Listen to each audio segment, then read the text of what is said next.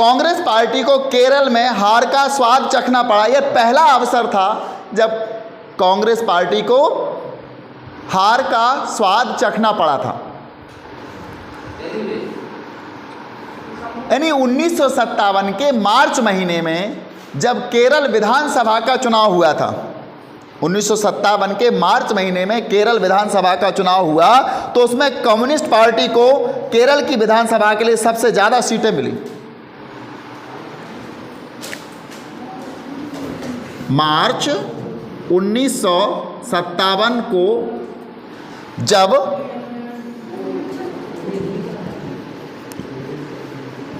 केरल में विधानसभा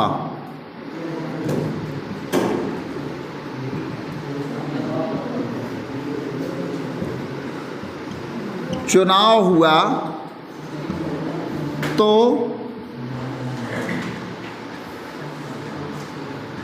communist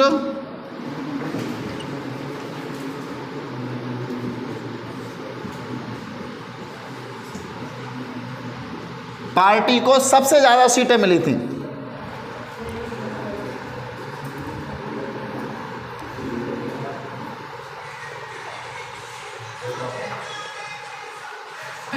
communist party को सबसे ज़्यादा यानी 126 में से 60 सीटें मिली थी उसको।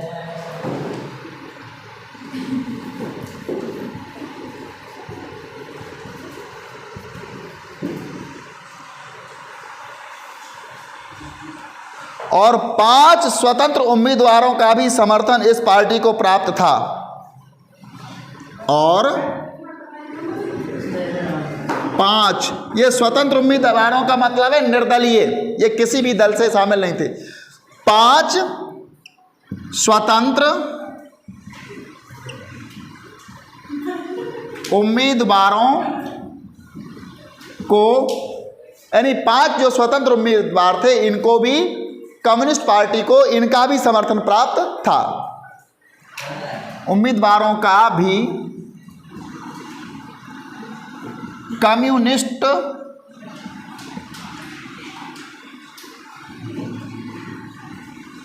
पार्टी को समर्थन प्राप्त था। यानी जो 5 स्वतंत्र उम्मीदवार थे, निर्दलीय उम्मीदवार थे, इनका भी इसको समर्थन प्राप्त था। तो इनके पास कुल मिलाकर 60 और 5 65 हो गए। मेजॉरिटी के लिए कितनी इनको चाहिए थी? 126 थी ना, तो इनको कितने चाहिए थे? कम से कम 64 सीटें चाहिए थी इनको। 64 सीटें, बल्कि 63 से तो काम नहीं चलता, लेकिन 64 सीट इनको चाहिए थी मेजॉरिटी के लिए। अब इनके पास 60 ये हो गई और 5 स्वतंत्र उम्मीदवारों की कुल मिलाकर 65 हो गई। इनकी सरकार बन गई, इनकी का बहुमत साबित हो गया।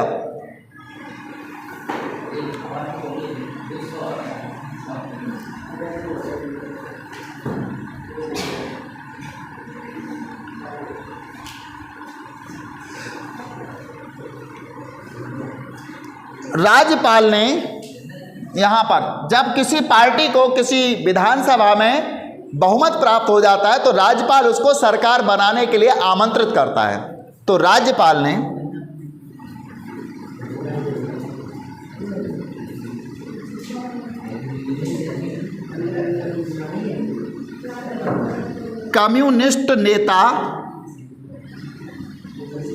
कम्युनिस्ट पार्टी के जो नेता थे, इनका नाम था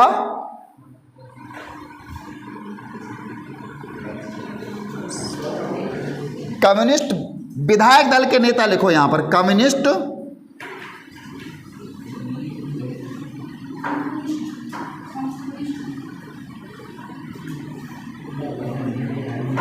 विधायक दल के नेता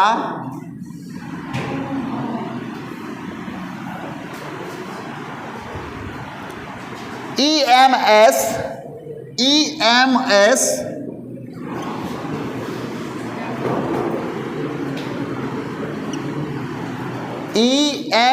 ये दक्षिण भारत के, इसलिए नाम इनका कुछ अलग होगा।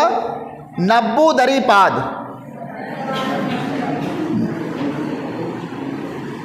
नब्बूदरी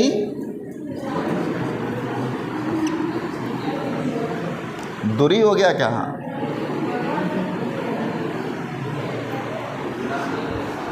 को सरकार बनाने का न्योता दिया, को सरकार बनाने का न्योता दिया, को सरकार बनाने का। ये राज्यपाल का काम होता है कि विधायक दल का जो भी नेता है उस नेता को सरकार बनाने के लिए आमंत्रित करता है वो, और वो आए और सरकार बनाए। तो चूंकि कम्युनिस्ट पार्टी के पास मेजोरिटी थी, बहुमत था, तो उनको ही उसको आमंत्रित करना पड़ता है और वो आए। दुनिया में यह पहला अवसर था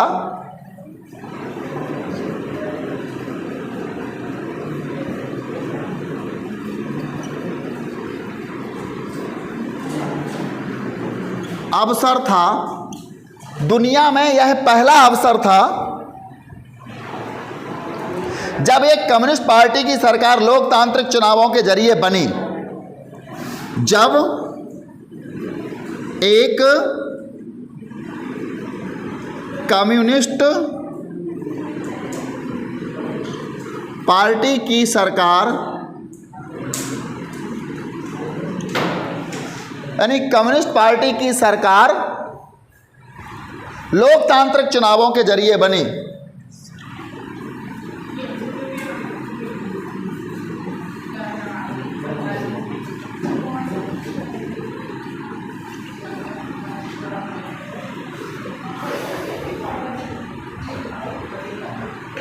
लोकतांत्रिक चुनावों के जरिए बनी।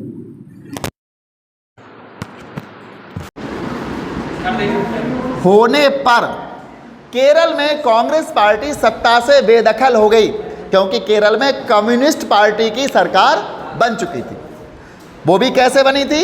126 सीटों में से कम्युनिस्ट पार्टी को 60 सीटें मिली और 5 स्वतंत्र उम्मीदवारों का भी उसको समर्थन मिल गया। इस कारण से केरल में कम्युनिस्ट पार्टी बहुमत में आ गई और राज्यपाल ने केरल में की जो कम्युनिस्ट पार्टी थी उसके नेता को, विधायक दल के नेता को सरकार बनाने के लिए आमंत्रित कर दिया। जब कांग्रेस सत्ता से बेदखल हो गई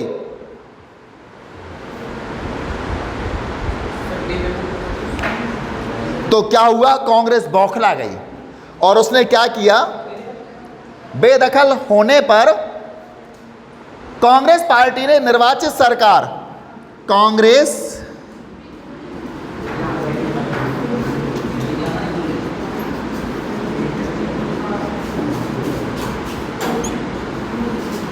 निर्वाचित सरकार,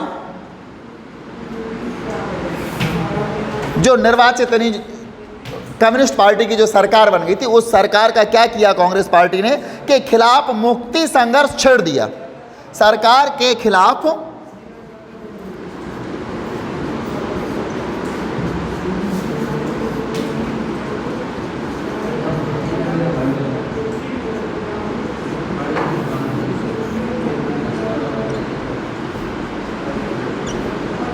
मुक्ति संघर्ष छेड़ दिया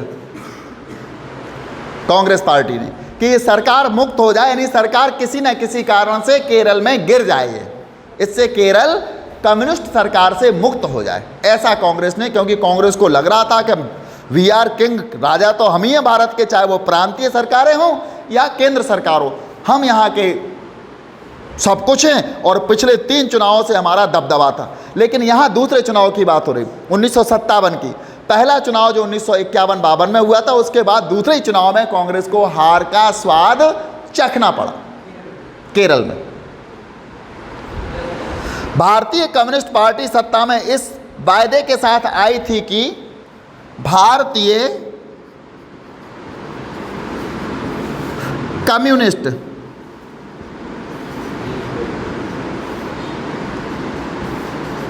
पार्टी सत्ता में इस वायदे के साथ आई थी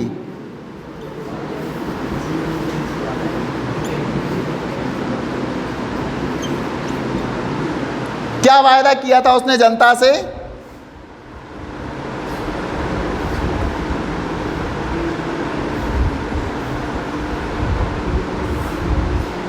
कि वह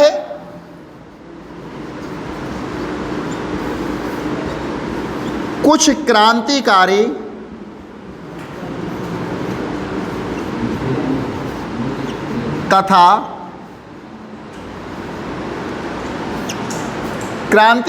तथा प्रगतिशील नीतिगत पहल करेगी।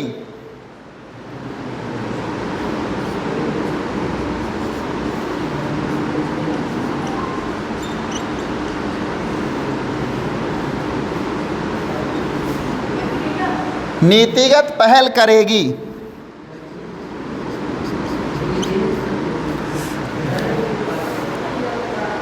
नया किसको अच्छा नहीं लगता? हर व्यक्ति से ये कहा जाए कि अब नया घर बनने वाला है, नई कार आने वाली है, नया विकास आने वाला है, नई नीतियां आने वाली हैं, तो नई चीज़ सबको ही अच्छी लगती है। यही केरल की जनता का हुआ।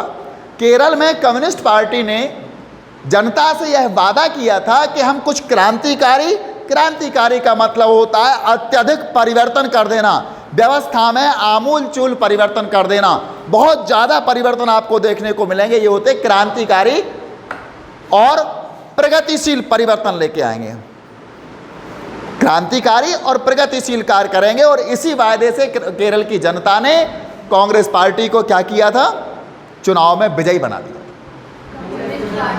कम्युनिस्ट पार्टी को, सॉरी, केरल की जनता ने कम्युनिस्ट पार्टी को बहुमत दिया था और सरकार में वो आ गई थी इस वादे के साथ कि वो क्रांतिकारी और प्रगतिशील नीतिगत पहल करेगी। कम्युनिस्टों का कहना था कि इस संघर्ष की अगुवाई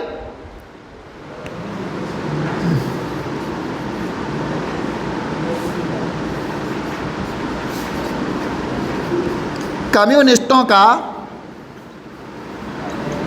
कहना था कि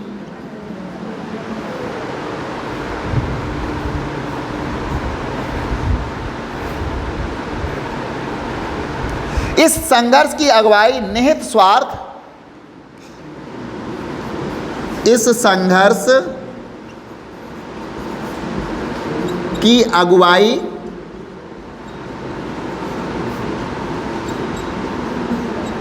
निहित स्वार्थ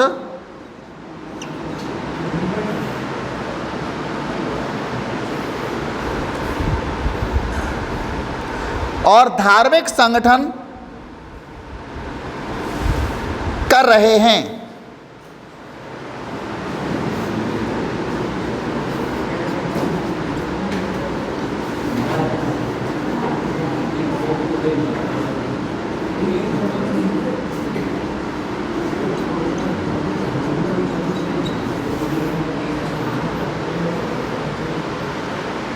जो कांग्रेस पार्टी संघर्ष कर रही थी कम्युनिस्ट को बेदखल करने के लिए, या कम्युनिस्ट मुक्ति का जो आंदोलन छेड़ा था इन लोगों ने, इसके बारे में कम्युनिस्ट पार्टी ने कहा था कि इस संघर्ष की जो संघर्ष कर रही है उसकी अगुवाई कौन कौन कर रहे हैं?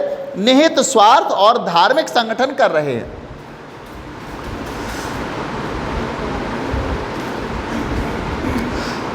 उन्नीस में केंद्र की कांग्रेस सरकार ने 1959 में, यानी सरकार बनने के 2 वर्ष बाद केंद्र की सरकार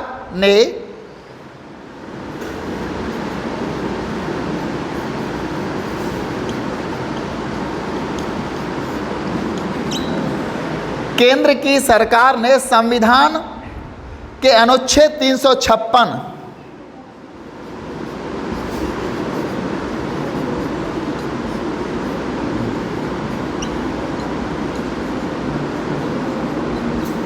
अनुच्छेद 356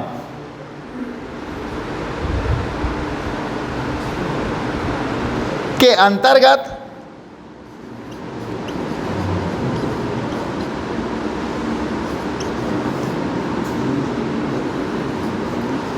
केरल की सरकार को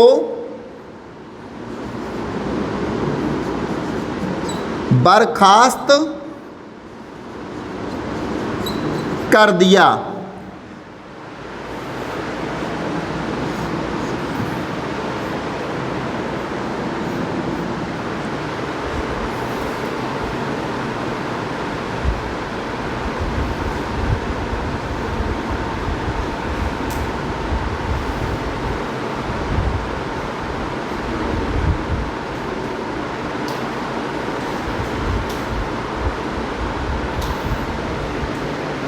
हम 356 के अनुच्छेद के बारे में बताने वाले हैं। क्या होता है 356? संविधान का 356 अनुच्छेद केंद्र सरकार को यह शक्ति देता है कि किसी राज्य में या प्रांत में गठित सरकार के द्वारा संविधान के विरुद्ध कोई कार्य किया जा रहा है, देश के विरुद्ध कोई षड्यंत्र किया जा रहा है, या शासन संविधान के अनुसार नहीं चला जा रहा है, या उस राज्य में आंतरिक शांति बहाल नहीं है, दंगे हो रहे हैं, हिंसात्मक घटनाएं हो रही हैं, अराजकता फैल रही है, तो केंद्र सरकार राष्ट्रपति को संविधान के अनुच्छेद 356 का प्रयोग करने के लिए कहती है, और 356 के प्रयोग से वो किसी भी राज्य सरकार को कभी भी बर्खास्त करके वहाँ राष्ट्रपति शासन लागू कर सकता है। ये केंद्र सरकार को अधिकार है कि वो 356 का उपयोग कर राष्ट्रपति से ये सिफारिश करे कि इस राज्य में संविधान के अनुसार कार्य नहीं हो रहा है, अराजकता फैल रही है, आंतरिक दंगे हो रहे हैं, या देश के विरुद्ध कोई षड्यंत्र चल रहा है, तो ऐसी स्थिति में राष्ट्रपति उस सिफारिश को स्वीकार करता है और उस राज्य की सरकार को बर्खास्त कर देता है। पहली बार केरल की कम्युनिस्ट पार्टी को केंद्र में बैठी हुई कांग्रेस पार्टी ने संविधान के अनुच्छेद 356 का प्रयोग करते हुए बर्खास्त किया था। इस फैसले की कड़ी आलोचना हुई और कांग्रेस पार्टी पर आरोप लगाए गए कि कांग्रेस पार्टी संविधान के अनुच्छेद 356 का दुरुपयोग कर रही, केवल इसलिए कि कांग्रेस पार्टी ने पहले कम्युनिस्ट मुक्ति का आंदोलन चलाया था, कम्युनिस्टों को हटाने का, और कांग्रेस पार्टी बौखलाई हुई थी कि हमारी हार हुई है, करारी हार हुई थी केरल में उसकी, तो इस हार से बौखलाई हुई थी, तो कांग्रेस पार्टी का ध्यान विकास की जगह उसके ऊपर लग गया कि कम्युनिस्ट को कैसे हम बर्खास्त करें। जब उसका कोई हथकंडा काम नहीं किया तो उसने संविधान के अनुच्छेद 356 का उपयोग करके केरल की कम्युनिस्ट सरकार को बर्खास्त कर दिया। अगस्त 1959 में अपने मंत्रालय को बर्खास्त किए जाने के बाद नेतृत्व करते, एक यहाँ चित्र दिया है, EMS नंबूदरीपाद जो थे, ये देखो सामने खड़े हुए, लुंगी पहने खड़े हुए हैं, इनने क्या किया, ये नेतृत्व कर रहे हैं, इनका एक फोटो डला हुआ है इसमें।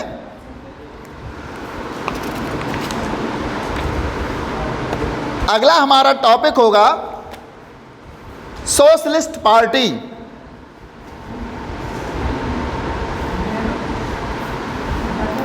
सोशलिस्ट पार्टी ये आगे आएगी हमारे सामने। आज हमारा केरल में कम्युनिस्ट पार्टी की सरकार, यही शीर्षक, इस पर आप लोग अच्छे से देख लो। क्वेश्चन अपने आप खड़े होंगे, आप उनको देखो कौन से क्वेश्चन की संभावनाएं हैं, शेष क्वेश्चन हम आपको दे देंगे।